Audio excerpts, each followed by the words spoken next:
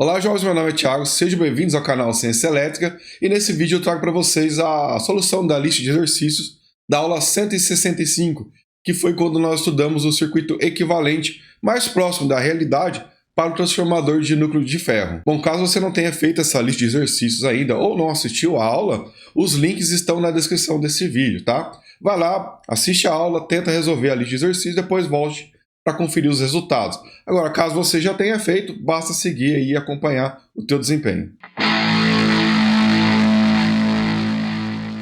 Exercício 1.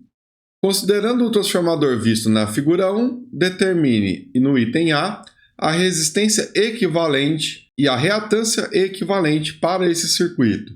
Bom, pessoal, nós temos aqui um transformador cuja relação de espiras é de 5:1, né?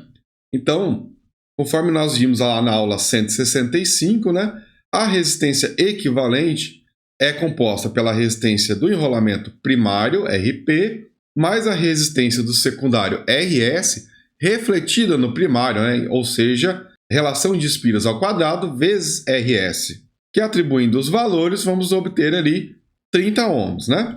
Para a reatância equivalente, nós vamos ter a reatância do primário mais a relação de espiras, né, ao quadrado vezes a reatância do secundário.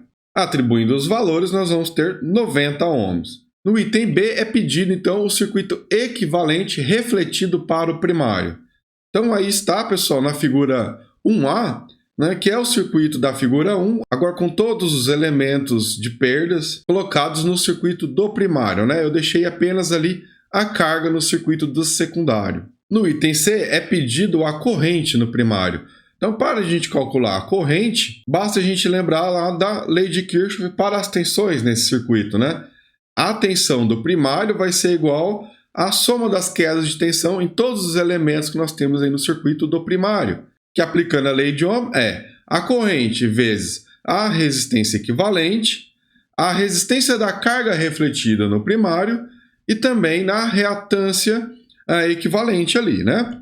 Isolando a corrente e atribuindo os valores, nós vamos chegar ali a 241 mA com um ângulo de fase de menos 12,5 graus. No item D é pedido então a tensão na carga, que conforme nós estudamos lá na aula 165, né, onde nós modelamos o circuito para obter essa expressão, que nada mais é que a aplicação da regra do divisor de tensão para o circuito equivalente da figura 1A. Então, atribuindo os valores, nós vamos ter ali 18,08 volts, com um ângulo ali de menos 12,5 graus. E no item E ali é pedido o diagrama de fasores do circuito refletido para o primário. Bom, pessoal, então nós vamos ter ali, considerando os três elementos, então a tensão na carga refletida no primário, 5, que é a relação de espiras, vezes 18,08 volts, dá ali 90,4 volts. A tensão na resistência equivalente ali, né? Corrente vezes a resistência equivalente é igual a 7,23 volts. E a tensão na reatância equivalente, né? Aplicando a lei de Ohm, corrente vezes a reatância equivalente vai dar ali 21,69 volts. Então observe aí no diagrama fasorial, pessoal, que nós temos ali que os elementos resistivos vão estar ali em fase com a corrente, mas como nós temos aí elementos indutivos no circuito equivalente, né, a tensão aplicada ela vai estar adiantada em relação a essa corrente, ou ainda a corrente está atrasada em relação a essa tensão, com uma fase ali de 12,5 graus. Exercício 2.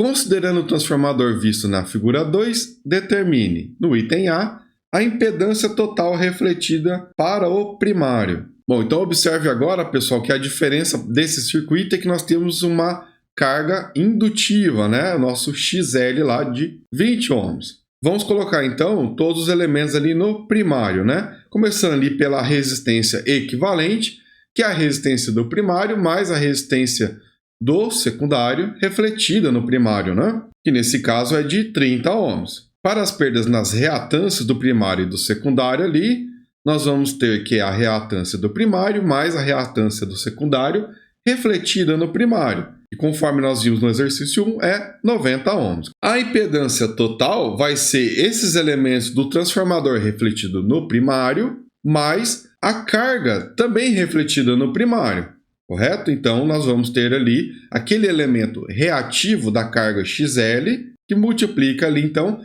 a relação de espiras ao quadrado.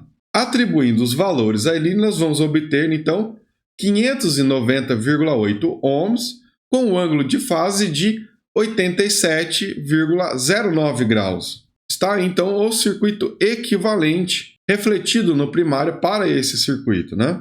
No item B, é pedido a corrente no primário. Bom, a corrente no primário nada mais é do que a tensão do primário dividido ali pela impedância total. Atribuindo os valores, nós temos 169,3 mA com um ângulo de fase de menos 87,09 graus. A corrente está atrasada em relação à tensão, lógico, nós temos um circuito aqui fortemente indutivo, né? Até pela característica da carga ali agora. No item C, pede-se então as tensões na resistência equivalente e na reatância equivalente, né?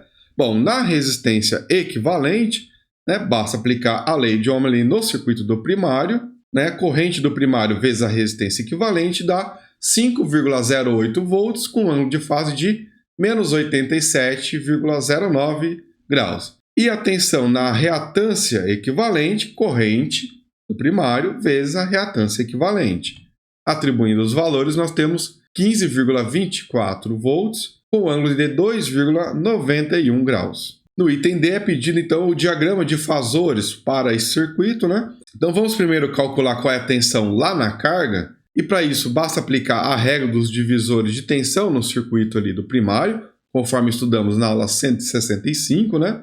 Atribuindo os valores, nós vamos ter ali 16,93 volts com ângulo de 2,91 graus. Então, agora, aplicando também a relação de transformação, equivale ali, então, a 84,65 volts com ângulo de 2,91 graus, né? Então, olha lá, pessoal, nós temos a tensão do primário como sendo referência, né? O ângulo ali é zero. A corrente e a tensão nos elementos resistivos estão em fase com um ângulo de menos 87,09 graus, né? Quase 90 graus aí o ângulo, né? Devido às características principalmente ali da carga. Nós temos ali a representação agora da tensão na carga, né? Que é a relação de espiras vezes a tensão na carga.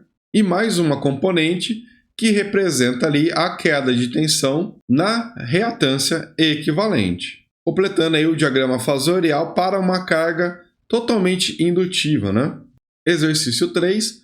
Considerando o transformador visto na figura 3, determine, no item A, a impedância total refletida para o primário. Agora, pessoal, o que tem aí de diferente? A carga, que agora é puramente capacitiva, né?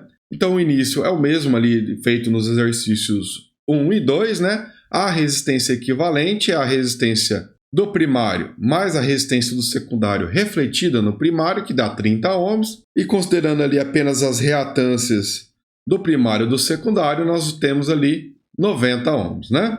Bom, a impedância total para esse circuito refletido ali no primário vai ser a soma de todos os elementos, inclusive ali a carga refletida no primário, né? E para isso nós vamos pegar ali a reatância XC, certo? Vezes o valor ali da relação de espiras ao quadrado, correto? Atribuindo os valores, nós vamos obter ali 411,1 ohms, valor do módulo da impedância, e o ângulo de fase de menos 85,82 graus. E aí está então o circuito equivalente, né, para esse circuito, ainda mantendo a carga lá no secundário, né, com o transformador ideal ali fazendo a alimentação dela. No item B é pedido a corrente no primário, né? Então, para isso, mais uma vez, basta aplicar a lei de Ohm, que é a tensão do primário dividido pela impedância total do circuito, que vai dar 243,2 mA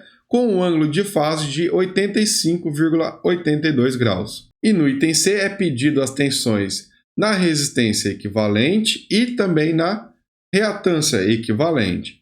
Então, basta aplicar a lei de Ohm, uma vez que a corrente é conhecida, né? corrente vezes a resistência equivalente dá 7,296 volts, com um ângulo de fase de 85,82 graus. E para a reatância equivalente, né?